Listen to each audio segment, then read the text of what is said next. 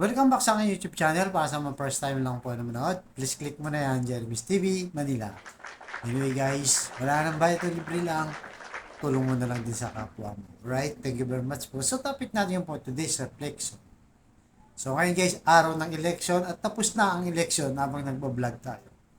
Sana yung nagplano na tumakbo, na maganda yung hangarin, serbisyo sa bayan, na kung nanalo man sila ngayon, sana gagawin nila, di ba? So, kasi lahat ng pinaplano natin, at the end of the day, ang Diyos pa rin ang masusunod.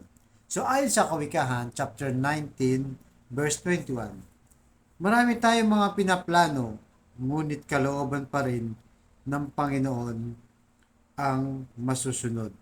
So, yun guys, di ba? Napakalinaw, napakaganda ng mensahe. So, normal lang sa ating mga tao, di ba, na magkakaroon tayo ng plano sa buhay.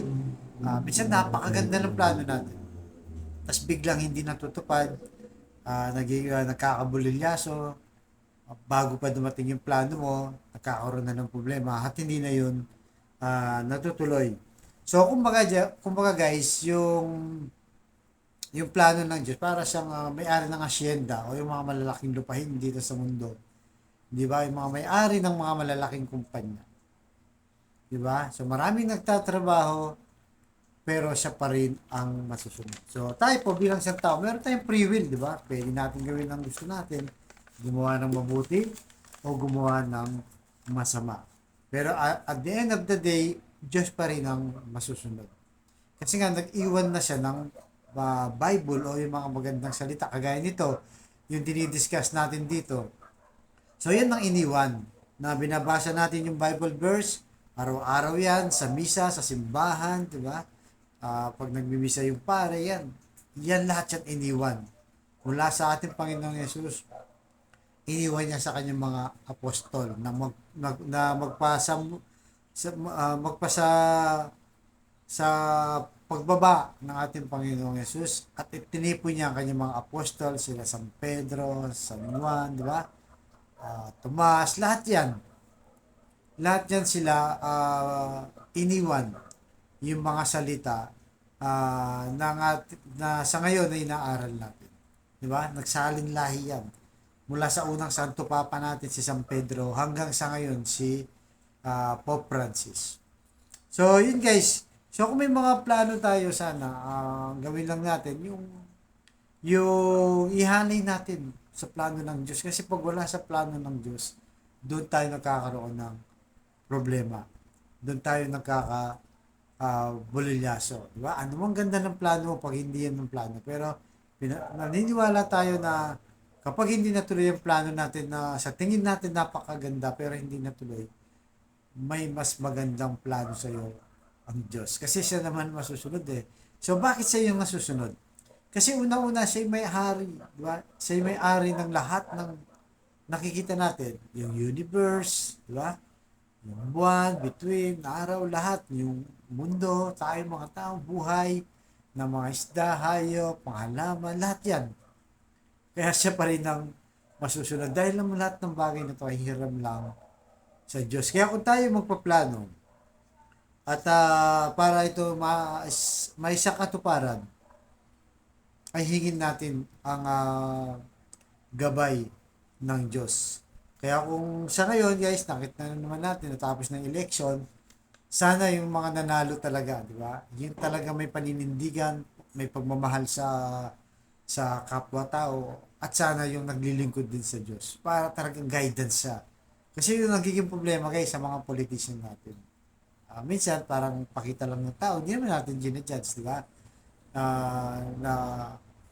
Na tumutulong sila pero hindi naman sila naglilingkod sa Diyos. Lalo na sa paggabay sa simbahan, sa mga tao, di ba? Kasi yan ang pinaka-the best. Pag wala kasi yung guidance ni Lord, kahit ano bang posisyon mo sa gobyerno, wala eh. Hindi pa rin maging maganda ang resulta ng iyong uh, pagiging lingkod bayan. Unahin mo muna yung lingkod sa Diyos, sunod mo yung lingkod bayan. At saka ipakita mo, di ba, bilang isang halal ngayon, kakatapos lang yung mga nanalo, chairman, mga kagawad, mga SK, di ba? Na ipakita nyo sa taong bayan na guidance kayo ni Lord. Yung bawat desisyon mo, na sa mga ordinansya pinapatupad niya sa inyong mga barangay, kailangan guidance ni Lord para tiyak na maganda yung resulta kasi guidance ni Lord. Kesa sa tingin mo, magaling ka sa sarili mo, gagawa ka ng sarili mong diskarte, doon tayo nadadali. Nagpaplano ka, dapat ganito, ganyan, pero hindi naman pala kasama yung Diyos. Sigurado ako, 100% sablay yan. Kaya yan po ang ating hingin sa Diyos na sana lahat ng halos gagawin natin ay nakabatay sa Diyos. Hindi man perfecto, gaya ng lagi ko sinasabi dito, yung majority ng ating ginagawa sa buhay ay nakahanay sa Diyos para sa ikalulugod at ikakatagumpay kung ano mang the best na plano natin at pag yun ay natupad, ibig sabihin kalooban ng Diyos. Diba? So tayo po manalangin, Lord. Patawaran niyo po kami sa aming mga kasalanan at patnubayan niyo po kami, Lord, sa inyong mga salita, lahat ng mga ginagawa namin, ihanay namin sa inyo, ibatay namin sa inyo. Lalong-lalo na, Lord, yung mga bagong halal ngayon, na nanalo na, gabayan niyo po sila na bawat desisyon nila sa kanilang barangay ay para sa inyo at para sa amin mga constituent nila o kami mga mamamayan na bumoto sa kanila. Ganoon din sa mga kapatid nating may matinding karamdaman sa pinansyal, relasyon, emotional. Sabayan mo ko sa napakasimpleng dasal. Kung maniwala ka lang, magtiwala ka lang, at manampalataya ka lang. Ano man ang iyong nararamdaman ngayon, o ang iyong inihingi, o ano man din ang iyong plano, na kung gusto mo magtagumpay, ay maniwala ka lang. So tayo po manalangin.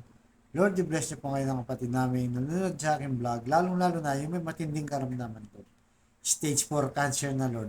Bedridden na. At kung ano pa mang uri ng sakit na dumapo sa kanyang katawan, iunat niyo po, Lord, ng yung mapagpalang kamay, mapagpagaling na kamay, Lord. Haplusin niyo po, yakapin niyo po kung saan parte man sa Lord nahihirapan sa oras na ito o sa tagal ng panahon na kanyang iniinda. Ganon din po sa mga relasyong nagkawatak-watak, nagkasira-sira na, Lord. Ibalik niyo po ang magandang samahan niyo. Pagbigis-bigisin niyo po muli. At sa financial, Lord, na kailangan namin lahat, lalong-lalo na po yung mga kapatid namin, walang-wala, Lord. Ultimong pambili ng bigas, ulam, pamasahe, pambangon sa mga bata, pambayad sa kuryente at ilaw at pambili ng gamot. Tulungan niyo po, Lord, ang aming hanap buhay. Ipuhin niyo po yung mapagpalang kamay, Lord, para may provide namin ng pangailangan namin kanila. So lahat na ito yung niling namin sa matabis na pangalan natin, Panginoon Jesus. Amen. To God all be the glory. Sa ngalan ng Ama ng Anak, Jesus Christ. Thank you very much po.